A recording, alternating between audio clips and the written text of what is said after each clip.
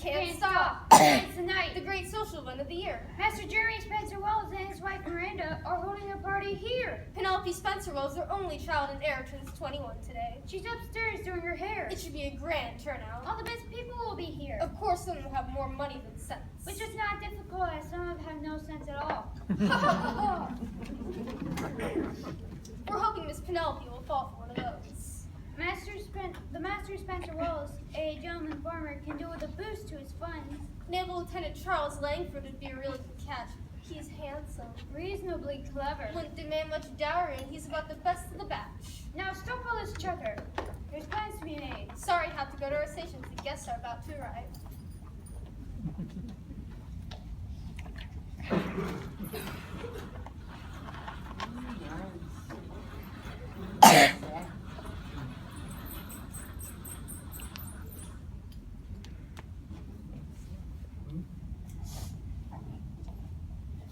Miranda, dearest, you look absolutely stunning. Thank you, Jeremy, darling. I hope to look the part of a gentleman's wife.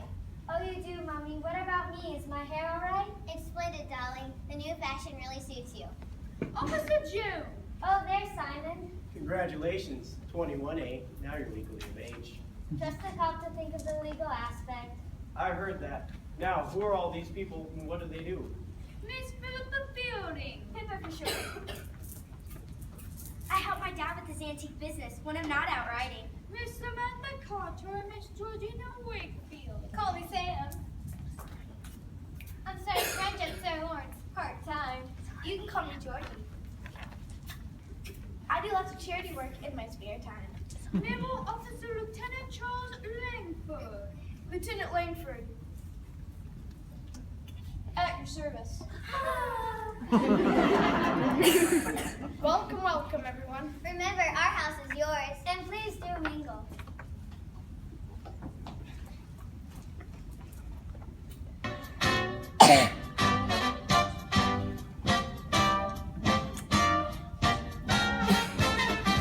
One, two, how do you do? Stop and nod, very well, thank you. How do children ages young? Do take a smile and then move on.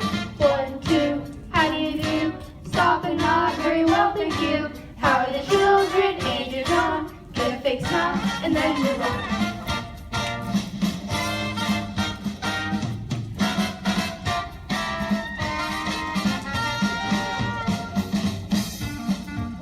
That Lieutenant Langford is quite a dish. Hands off, little girl. He's got enough personality. And her parents have their eyes on his money. They're not too short of a shilling or two, are they? I hear these things cost quite a bit to run. Well, then I'll have to settle for Cuthbert or Vincent or Anyone? exactly.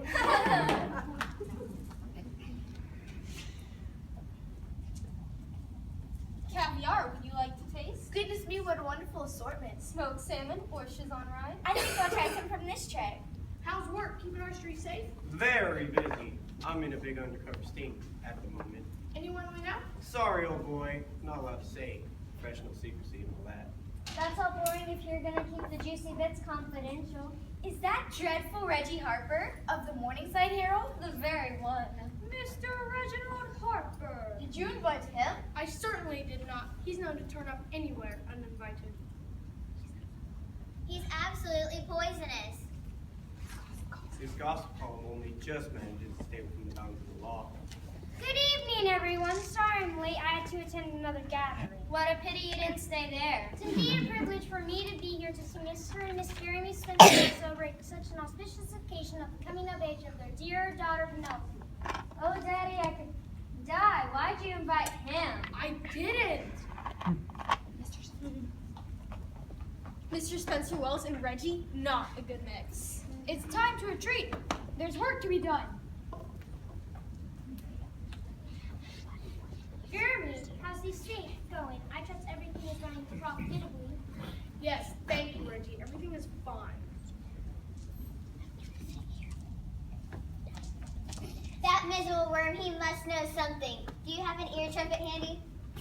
Of course not, ma'am. Wouldn't using a listening device be unseemly? Here, use mine. I must know exactly what that dreadful Reggie Harper is up to. But ma'am, are you sure? These are your guests. Of course I'm sure. Do you think you can do it without being caught? I'll certainly try. Oh, to dig up. How's your brother, Georgina, enjoying his holiday in the south of France? Yes, thank you very much, Reggie.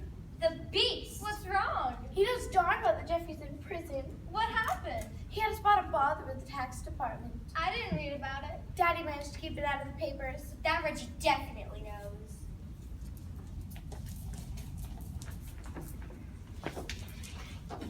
Reggie, leave the girls alone. Can't you write some good news for a change? Good news is no news. Everybody likes a bit of juicy gossip to chew over. Not with a lot of half-truths. It wouldn't be so bad if it was half true. He makes it up as he goes along. He has to. The circulation of the Morningside Herald isn't what it used to be, I hear. And I hear that your latest operation is not going quite as you would wish. Why, you? He's bluffing, son. He doesn't know a thing. It's amazing what you can pick up getting a haircut. Everybody gossips to their hairdresser. Gossipy wives, daughters, sisters, neighbors, mothers. This time you've gone too far. Too far not, old chap. I expect my next poem about tonight's event will sell a great many papers. Reggie, this party's for Penelope, not for the tabloid.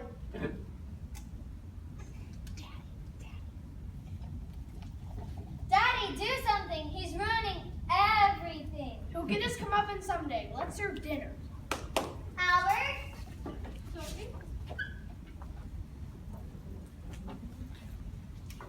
There's succulent chicken and pheasant under glass. Tongues and brown and curry. Charles, Lobster, sir. would you like to try the venison, sir?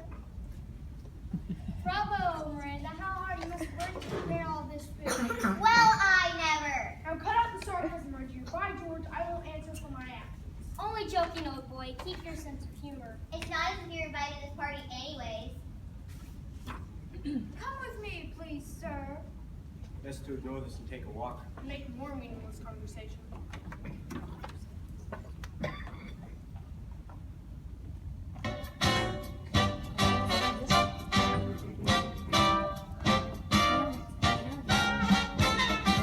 One, two was fun to do. I'm having a lovely time with you. How are the children? Ages on. Do fake smile and then move on. One, two was fun to do. I'm having a lovely time with you. How are the children? Ages on. Do fake smile and then move on.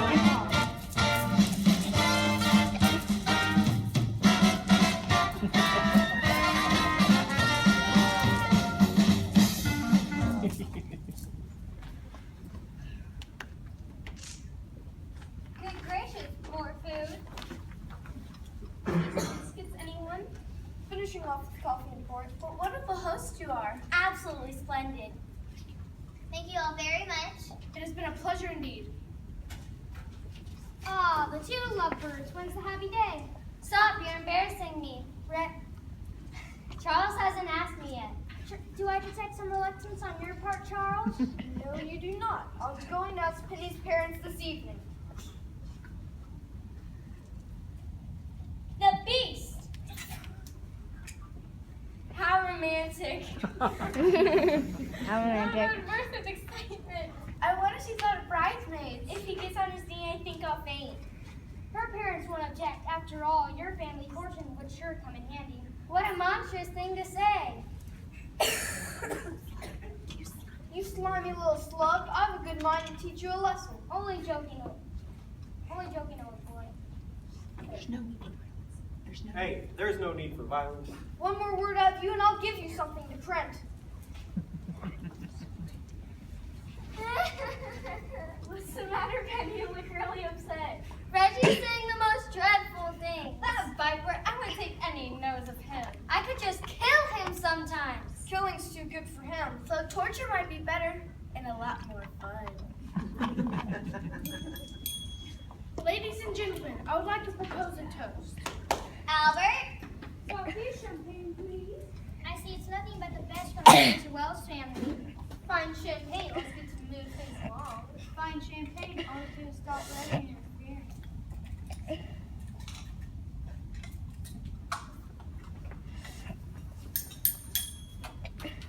Happy 21st birthday, darling. To Penny. To Penny!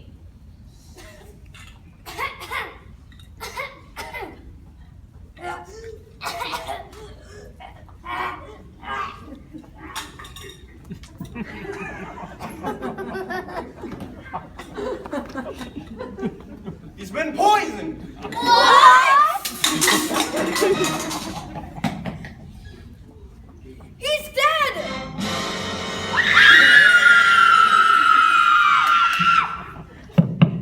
Excuse me, audience. I know you expecting us to solve the murder mystery, but we think you should come to your own conclusions. Who could have possibly murdered him at my party? Georgie hates Red because he knows about her brother. Charles hates Reggie because he upset Penelope. Simon hates Reggie because he questions his capabilities as a police officer. Oh, come on. Just saying. Penelope hates Reggie because he put her future marriage at risk. Daddy hates Reggie because he knows we're financially broke. No, sorry, Daddy. And so, audience, or should I say jury, by round of applause, we want all of you to decide who killed Reggie. Simon will name each suspect, and you should applaud for who you think is the murderer.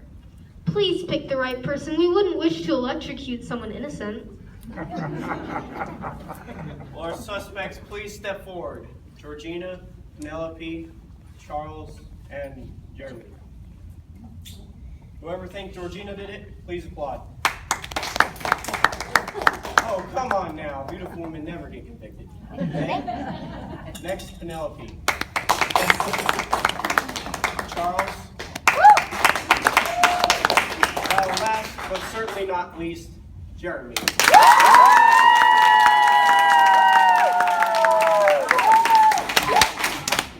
I heard the whole thing. I mean, the audience, yes. Audience saw the whole thing. Jeremy Spencer Wells, you are the scoundrel. How could you? You murderer. That's right. I did it. He was ruining my life. Plus, he knew Pippa was stealing our wallets. I'm glad I did it.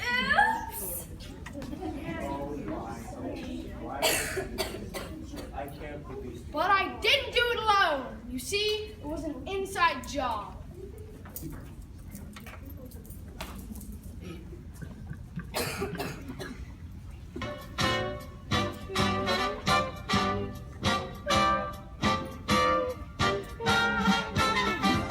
One, two, how do you do? Stop and nod, very well, thank you. You were mean and we don't like you. Watch your backs! That's right. The butler might get you. Hey! Oh no! Don't say it! You don't mean! What stupidity! Where's the humanity? Where's the creativity? Does the butler always have to do it? Apparently so. It's a literary rule, I suppose. That's right, I helped. I hated Reggie for trying to ruin this family for his newspaper's profit. His ego and his greed were too much for me to forgive. And besides, I am the butler.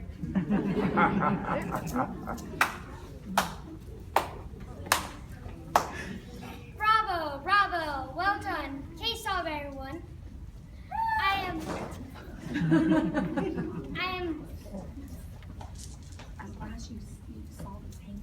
I'm so very thankful that you correctly solved this heinous crime. But of course, how can I actually be thankful when I'm now dead? But you get the point. What is the point? Crime doesn't pay? Never return evil with evil? Kill all gossip columnists? No. Can't you see? There is a bit of Morningside Manor in all of us. We all secrets and regrets. We all make mistakes that we don't like to share. No one is perfect. How boring that would be. But we should always embrace the best qualities in everyone. Yes. Excuse me while I go die again. For once, Reggie is right. Let's always try our best to celebrate the good that is in each one of us. Quite right. Here's to your life and ours at Morningside Manor. Hear, hear!